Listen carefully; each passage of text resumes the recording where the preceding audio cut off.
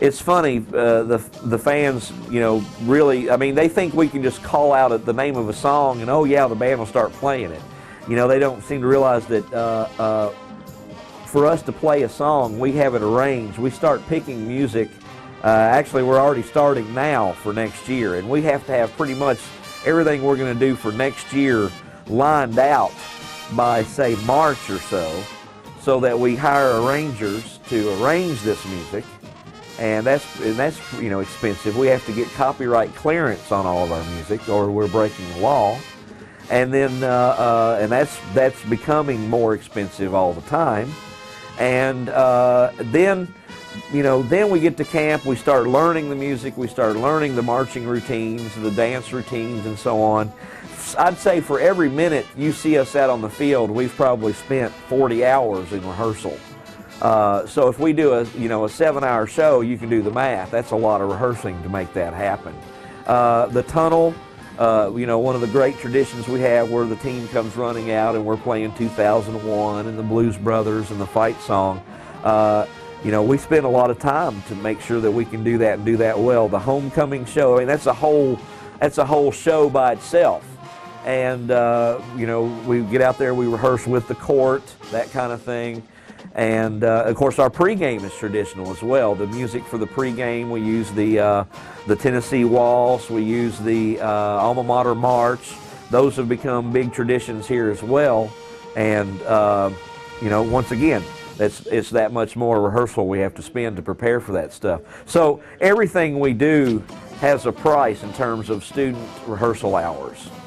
And that we're fortunate we have some mighty hardworking, talented students that help us pull all this off and do it. We do it strictly for the fans, and the students do it strictly for the applause they get. That's the thing too that is sometimes upsetting. The students will do a really good job, and maybe it's cold outside or it's rainy or whatever, and the fans don't want to clap because they might get wet or get their hands, or whatever. But that's part of it too when you're in college band. It is interesting to note that we get better applause away from here than sometimes we get at home. That's one of the things that our students have trouble understanding, because other schools seem to appreciate our band sometimes more than our own students do, and our students don't understand it. I try to tell them it's because our fans they're used to you. They're used to this quality of band. They're used to what we do. We go somewhere else and they're suddenly, it's new to them.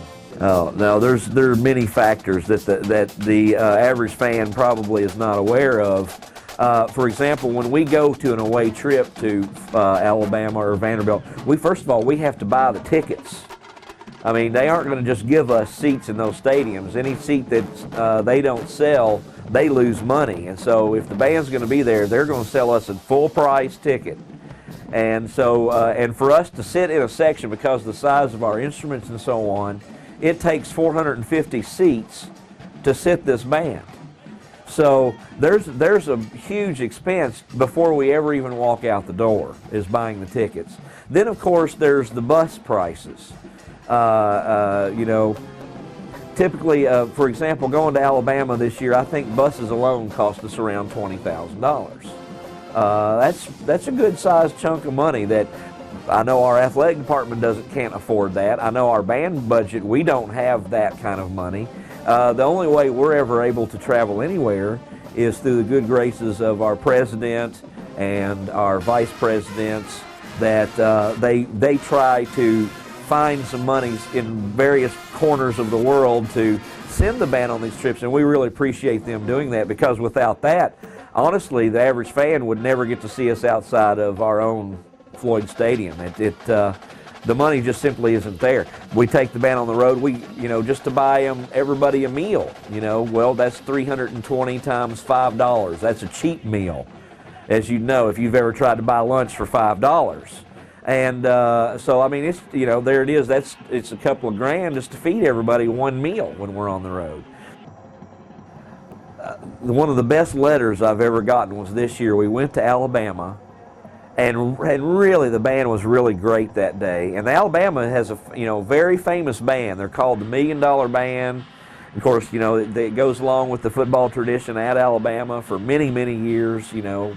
at least 50, 60 years. I mean, their tradition is older than our band program, and we got a letter from a big Alabama booster, football booster, and he was talking about how much he loved our show and our marching, and he went on to state that there was only $1 million band on the field that day, and that band was not wearing red, it was wearing blue.